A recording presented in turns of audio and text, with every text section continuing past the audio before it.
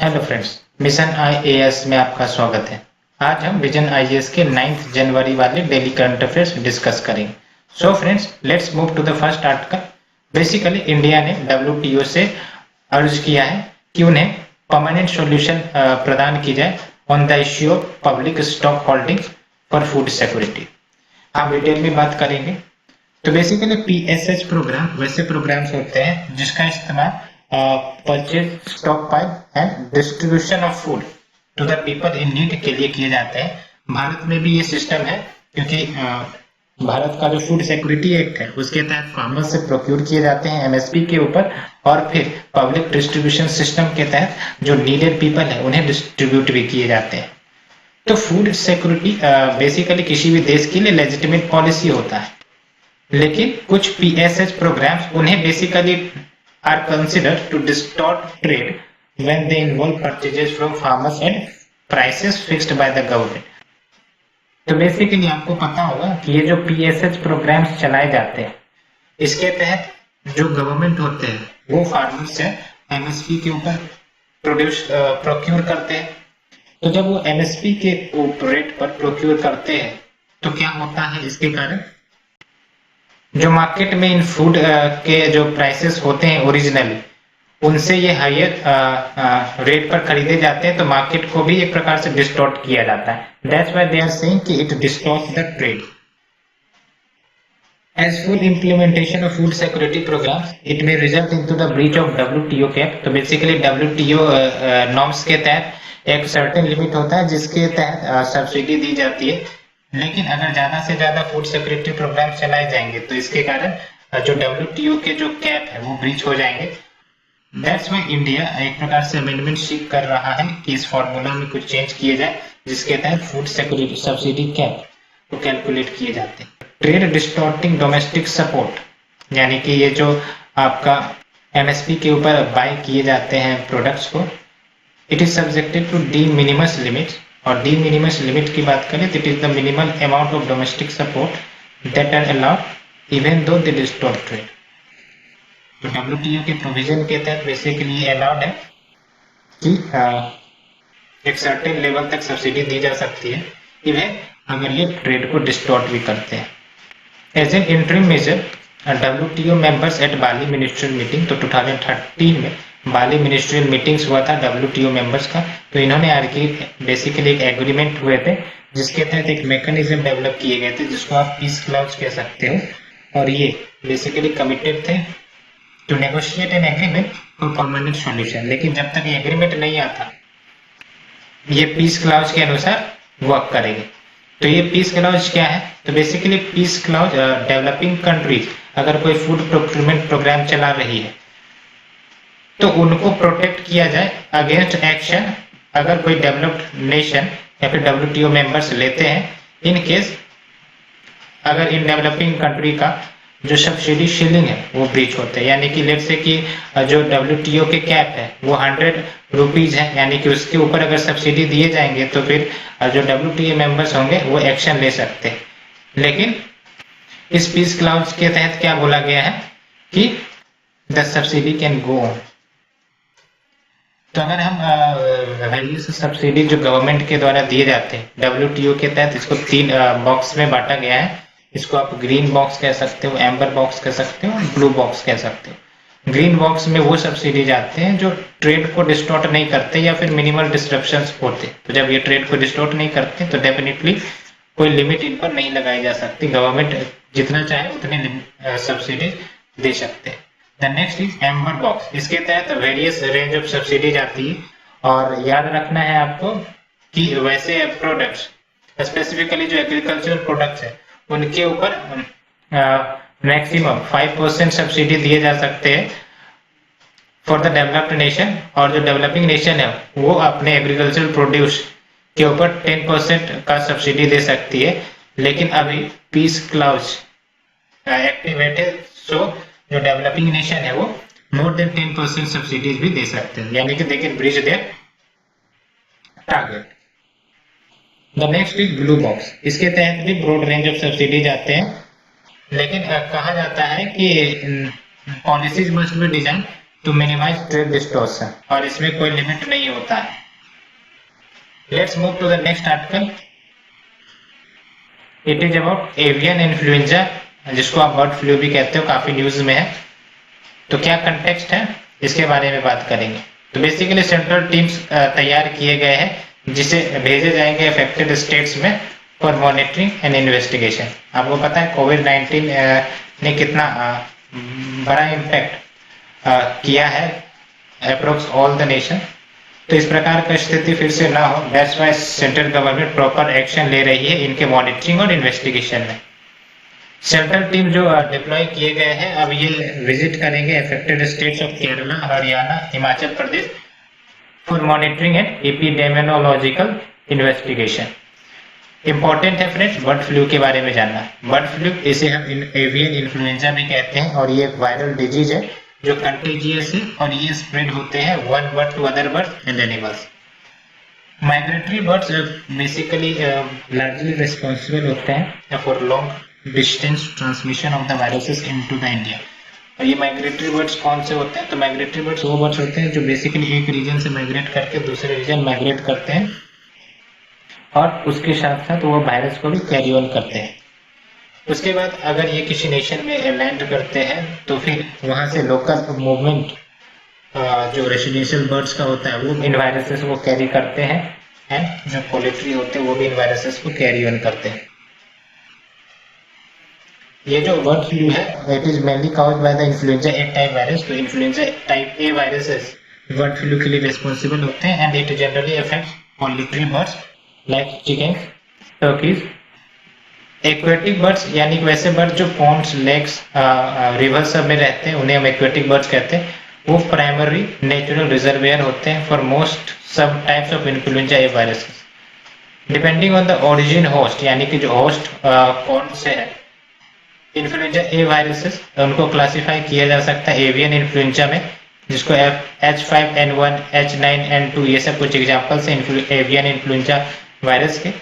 दूसरा swine influenza H1N1, H3N2 ये होते हैं जिसको आप स्वाइन फ्लू भी कहते हैं, और other types of animal influenza viruses. Influenza type A virus, इनको और सब क्लासिफाई किए जाते हैं वेरियस सब टाइप्स में according to the combination of different virus surface protein, hemagglutinin and neuraminidase. तो वेरियस कंपोजिशन और कॉम्बिनेशन के आधार पर वायरसेस जो इन्फ्लुएंजा टाइप ए के होते हैं उनको और हम सब क्लासिफाई कर पाएंगे। एग्जाम्पल के तौर पर लेट्स से कि एक वायरस है जिसके HA7 प्रोटीन है और Na9 प्रोटीन है, तो उनको बेसिकली सब टाइप H7N9 कहे जाएंगे। ये आपको याद रखना है कि ह्यूमन इन्फेक्शन प्राइमरली कैसे होते हैं, अगर ह्यूमंस डायरेक्ट कांटेक्ट में आते हैं विद द इन्फेक्टेड एनिमल या फिर कॉन्टेमिनेटेड एनवायरनमेंट, तो फिर ह्यूमन इन्फेक्शन हो सकते हैं। सो फ्रेंड्स, आपको ये याद रखना है और आपको ये याद रखने बर्ड फ्लू के जनरल नॉलेज, लेकिन आप ये इग्नोर कर सकते हो। Let's move to the next article. It is very much important and it is related to art and culture. क्या न्यूज है, तो बेसिकली सेंट्रल गवर्नमेंट ने डिसाइड किया है कि कमेटी गठित की जाएगी सो दैट जो लद्दाख के लैंग्वेज है, कल्चर है और लैंड है उन्हें प्रोटेक्ट किया जा सके, and that committee will be headed by minister of state for home affairs. तो ये जो कमेटी फॉर्म की गई है बेसिकली काफी ज्यादा सिग्निफिकेंट है, क्योंकि there is a demand from the locals of the Ladakh to include Ladakh in the 6th schedule of the constitution। अब 6th शेड्यूल में आ जाने के बाद जो उनकी यूनिक आइडेंटिटी है लद्दाख के, उनको प्रोटेक्शन दी जा सकेगी। और आपको पता होगा कि संविधान में टोटल 12 शेड्यूल होते हैं, और जो 6th शेड्यूल है वो ट्राइबल कम्युनिटी जो असम के हैं, त्रिपुरा के हैं, मेघालय के हैं, मिजोरम के हैं, उन्हें बेसिकली कंसिडरेबल ऑटोनॉमी दी जाती है, और साथ ही साथ उनके जो लैंड राइट्स है उनको भी प्रोटेक्ट किया जाता है from the outsiders through various provision. तो ये शेड्यूल आपको रटे होने चाहिए, क्योंकि प्रीलिम्स में क्वेश्चंस पूछे जाते हैं ईयरली बेसिस पे। लद्दाखी पॉपुलेशन की बात करें तो ये प्रीडोमिनेंटली बुद्धिस्ट है, and it is similar to the religion and culture of Tibet and Central Asia. फाहे इन्होंने लद्दाख को किया चाह रेफर किया था, यूएन शाह इन्होंने लद्दाख को मा लोपो रेफर किया था।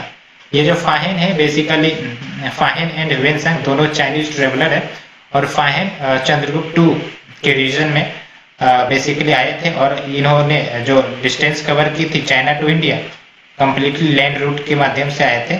और ह्वेनसांग बेसिकली जो किंग हर्षवर्धना है उनके समय काल में आए थे। तो ये काफी ज्यादा इंपॉर्टेंट ट्रेवलर से यूपीएससी इसके बारे में भी क्वेश्चन पहले पूछ चुकी है। लैंग्वेज जो बोले जाते हैं वो लद्दाखी है, तिब्बतियन है, उर्दू है, बाल्टी है। म्यूजिक एंड डांस की बात करें वहां पर तो छम, जिसको मार्क्स डांस के नाम से भी जाना जाता है, इहैरमा, जेवेरो, स्पो, शोंडो, चार्टेशिस एंड मेंटोक स्टेनमो। ये म्यूजिक एंड डांसेस आपको याद होने चाहिए।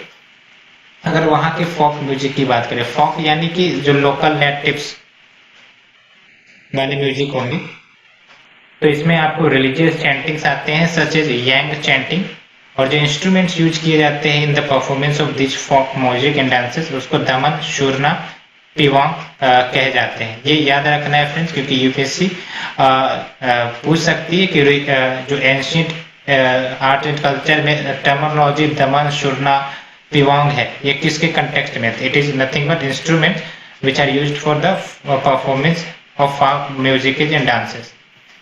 बुद्धिस्ट चैंटिंग ऑफ लद्दाख, इसको यूनेस्को के जो इंटेंजिबल कल्चरल हेरिटेज लिस्ट है उनमें में डाला गया है। और शोभा रिपा की बात करें तो ये एंशिएंट इंडियन मेडिकल सिस्टम है, और इसे प्रपाउंड किया गया था लॉर्ड बुद्धा के द्वारा, और इसे भी national list for intangible cultural heritage में डाला गया है। फेमस मोनेस्ट्रीज क्या है लद्दाख के? तो लम, युरु, हेमिस, थिक्शे, शे, अलची, लिखी, फाया। और जो फेमस फेस्टिवल है उसमें आपको लोसर आ जाते हैं, हेमिस आ जाते हैं एंड शका दवा। तो ये सब आपको याद रखना है फ्रेंड्स, क्योंकि काफी ज्यादा इंपॉर्टेंट डाटा है, काफी ज्यादा करंट अफेयर बेस्ड है, तो क्वेश्चन पूछे जा सकते हैं। Let's move to the next article.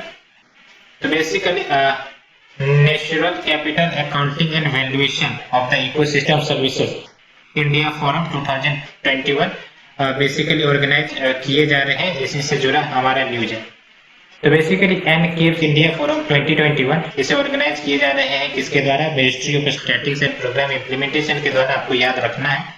और इस प्रोजेक्ट के तहत बेसिकली जो practice of environmental and ecosystem accounting है in Brazil, China, India, Mexico, South Africa,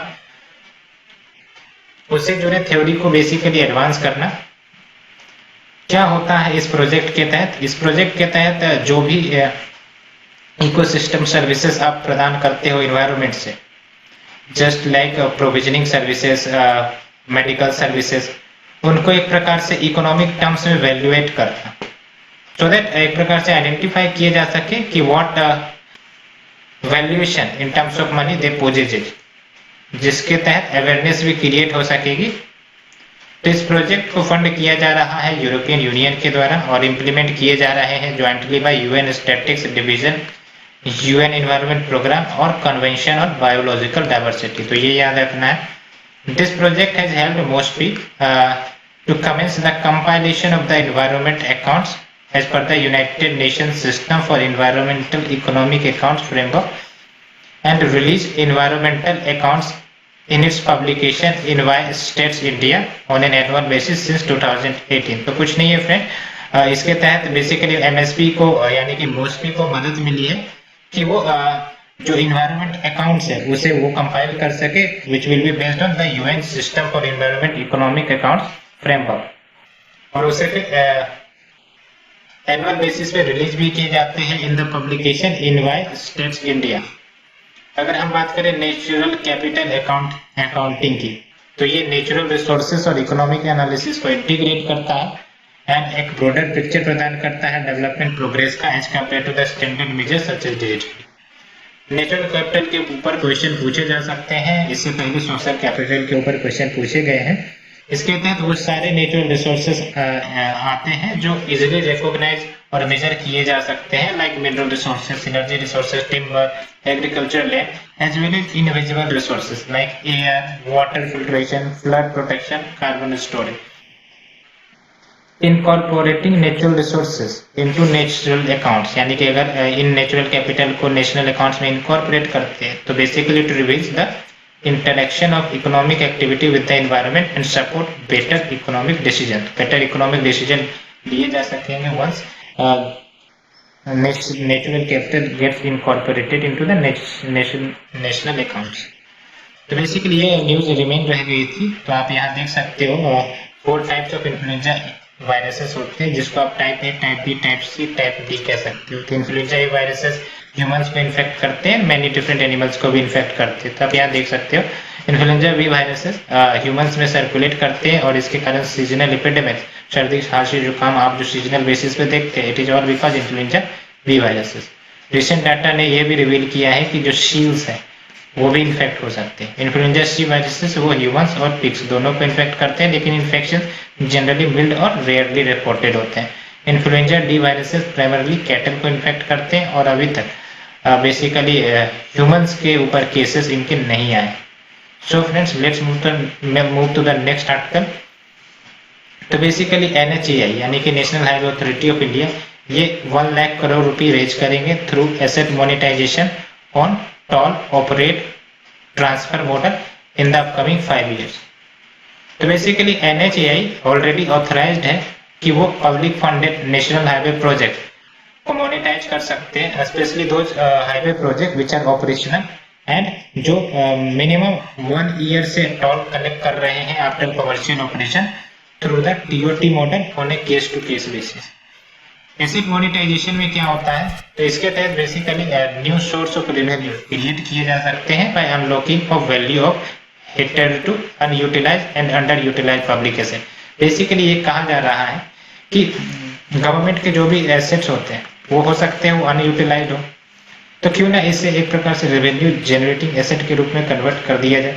कैसे? जब ये लैंड, जैसे कि लैंड एक एसेट है, वो किसी कंपनी को या फिर किसी फार्मर को दे दिए जाते हैं वहां पे काम करने के लिए, तो बदले में उनसे बेसिकली रेवेन्यू मांगी जाएगी। तो डेफिनेटली ये जो गवर्नमेंट की जो एसेट थी जो पहले अनयूटिलाइज थी, अब ये यूटिलाइज हो गई और उन्हें रेवेन्यू भी प्राप्त हो रही। That means asset monetisation. Sale proceeds, for example disinvestment proceeds. Disinvestment का मतलब क्या हुआ कि जब गवर्नमेंट किसी भी प्रोजेक्ट से, किसी भी कंपनी से अपने इन्वेस्टमेंट को निकाल लेती है, आउट कर लेती है, तो उसे हम डिसइन्वेस्टमेंट कहते हैं। आप हमें बताइए कमेंट सेक्शन में स्ट्रेटेजिक डिसइन्वेस्टमेंट का क्या मतलब होता है। तो sale proceed can be used to acquire additional operation, stabilise cost, revitalise existing properties and retire existing डेब्ट टू इंक्रीज रेवेन्यू प्रोडक्शन।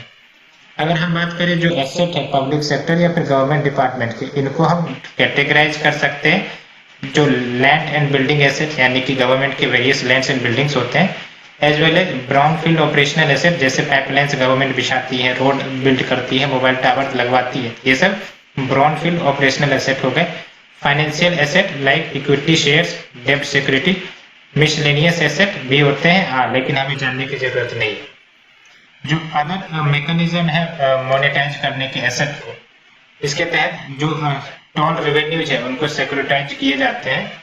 साथ ही साथ इंफ्रा इन्वेस्टमेंट ट्रस्ट क्रिएट करके जो एसेट है उन्हें मोनेटाइज किए जा सकते हैं।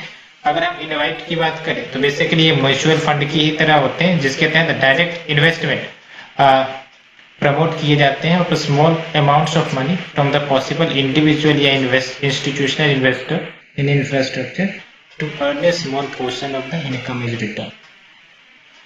The other mechanism is financing projects through National Investment in Infrastructure Fund supported SPVs.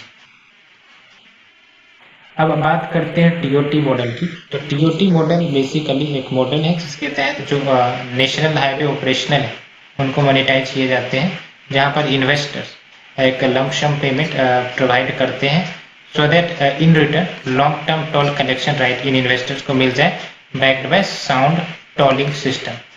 Under this TOT model जो हाईएस्ट बिडर होते हैं उनको बेसिकली अधिकार मिलता है ऑपरेट और मेंटेन करने का रोड एसेट को 30 years के लिए with rights to toll revenues from their assets until then. This model is more attractive for investors क्योंकि इसमें आपको इंफ्रास्ट्रक्चर प्रोजेक्ट स्क्रैच से बिल्ड नहीं करने पड़ते, क्योंकि गवर्नमेंट कुछ प्रोजेक्ट ऑलरेडी बिल्ड करती है और कुछ इन्वेस्टर से पैसे कलेक्ट करके कंट्रीब्यूट करती है इन हाईवे बनाने में। सो कॉस्ट जो है इंफ्रास्ट्रक्चर का इन बिल्डर्स के लिए कम आता है। TOT ratifies the deep risk sharing weakness of BOT, यानी कि बिल्ड ऑपरेट ट्रांसफर। दो मॉडल होते हैं, बिल्ड ऑपरेट ट्रांसफर, जहाँ पर सारे के सारे काम कौन करेगा, तो इन्वेस्टर करेंगे। लेकिन ये जो आपका टीओटी मॉडल है वो डिफरेंट है। And regularly game garners fresh fund for investment. So friends, let's move to the shorter news. It is about merchant discount rate. तो क्या कंटेक्स्ट है, तो बेसिकली हाल ही में डिजिटल पेमेंट की जो कंपनियां हैं वो डिमांड कर रहे हैं कि एमडीआर को बेसिकली अलाउ किया जाए कलेक्ट करने के लिए on transactions which are done on UPI and RuPay network. तो बेसिकली ऐसा क्यों कहा जा रहा है इनके द्वारा, तो 1 जनवरी 2020 से जो बिजनेसेस हैं जिनका टर्नओवर मोर देन 50 करोड़ है, तो उनको basically low cost digital payment option, चाहे वो फोन पे हो सकते हैं या फिर यूपीआई हो सकते हैं, प्रदान करने पड़ेंगे कस्टमर को, और कस्टमर से ये फिर एमडीआर नहीं ले सकते। तो इसका मतलब क्या हुआ, ये जो एमडीआर कॉस्ट है वो बियर करने होंगे कस्टमर को ही। दैट्स वाई ये जो डिजिटल पेमेंट कंपनियां हैं वो डिमांड कर रही है कि एमडीआर का रीइंबर्समेंट किया जाए on transactions which are done on UPI and RuPay का। तो इम्पोर्टेंट है एमडीआर के बारे में जानना। तो basically MDR is the cost which is paid by the merchants to banks and payment service providers, यानी कि एक प्रकार से चार्ज आप कह सकते हो जो मर्चेंट के द्वारा पे किए जाते हैं बैंक को और पेमेंट सर्विस प्रोवाइडर को। बिकॉज चूंकि ये डिजिटल पेमेंट सर्विस होती है, तो जो पॉइंट ऑफ सेल मशीन के द्वारा कैशलेस ट्रांजेक्शन होता है, तो इसीलिए ये एमडीआर चार्जेस लगाए जाते हैं। तो ये इम्पोर्टेंट है। Let's move to the next article. It is about global economic prospect report. ये रिपोर्ट के बारे में आपको जानना है क्योंकि प्रीलिम्स में क्वेश्चन आते हैं। हु रिलीजेज इट, तो वर्ल्ड बैंक हाईलाइट क्या रहे हैं इस रिपोर्ट के, तो बेसिकली ग्लोबल इकोनॉमी एक्सपेक्ट है कि वो एक्सपेंड करेगा 4% से इन 2021। तो काफ़ी गुड न्यूज़ है, क्योंकि उम्मीद की जा रही है कि कोविड-19 की जो वैक्सीन है वो अब रोलिंग आउट होने लगे हैं पूरे विश्व में, तो फिर से इकोनॉमिक रिवाइव हो सकेंगे, वर्कर्स अपनी कंपनी में जाके काम कर सकेंगे। भारत में आउटपुट जो है 9.6% से कॉन्ट्रैक्ट करने का अनुमान लगाया गया है इन द फिस्कल ईयर 2020-21, जिसके तहत basically sharp drop household spending में देखने को मिल रहे हैं as well as private investment. अब इकोनॉमिक रिकवरी को सपोर्ट करने के लिए जो अथॉरिटीज है उनको री इन्वेस्टमेंट करने की जरूरत है एट सस्टेनेबल ग्रोथ, यानी कि री इन्वेस्टमेंट तो हो लेकिन वो सस्टेनेबल ग्रोथ को बूस्ट करे जो लेस डिपेंडेंट होंगे गवर्नमेंट डेब्ट के ऊपर। The next news is about S-400 air defence missile system. तो काफ़ी ज़्यादा ये न्यूज में रहता है, हम जानेंगे क्या कंटेक्स्ट है। तो बेसिकली ये जो S-400 air defence missile system है ये बेसिकली रशिया का है, और पॉसिबिलिटी बन रही है कि यूएस सैंक्शन लगा दे इस एयर डिफेंस सिस्टम के ऊपर। तो इंडिया ने कहा है कि भारत की इंडिपेंडेंट फॉरेन पॉलिसी है जो डिफेंस एक्विजिशन को गाइड करती है, और वो उनके नेशनल सिक्योरिटी इंटरेस्ट के अकॉर्डिंग है। तो S-400 की बात करें तो ये रशिया का 4th generation long range surface to air missile system है जो 3 टाइप ऑफ मिसाइल्स को फायर करने में सक्षम है to create a layered defence. It can engage all type of aerial target. तो भिन्न भिन्न प्रकार के जो भी एरियल टारगेट होंगे उनके वो टारगेट कर सकते हैं, चाहे वो एयरक्राफ्ट हो, अनमेन्ड एरियल व्हीकल्स हो, बैलिस्टिक मिसाइल हो, क्रूज मिसाइल हो, which comes under the range of 400 kilometre at an altitude up to 30 kilometre, यानी कि जो 400 किलोमीटर का दायरा है और एल्टीट्यूड क्या है 30 किलोमीटर, इसमें दायरे में ये ऑपरेट कर सकता है air defence missile which is S-400। Let's move to the next article. It is Phthalic anhydride. तो basically directorate general of trade remedies उन्होंने रिकमेंड किए हैं कि जो एंटी डंपिंग ड्यूटीज है फैटालिक एनहाइड्राइड का वो कंटिन्यू किए जाने चाहिए which are imported from the Russia for another 5 year. तो क्या है ये फैटालिक एनहाइड्राइड, तो बेसिकली व्हाइट क्रिस्टलाइन कंपाउंड है और इसका इस्तेमाल प्लास्टिसाइजर्स, पिगमेंट्स, डाइज, रेजिन्स इन सबको बनाने में इस्तेमाल किए जाते हैं।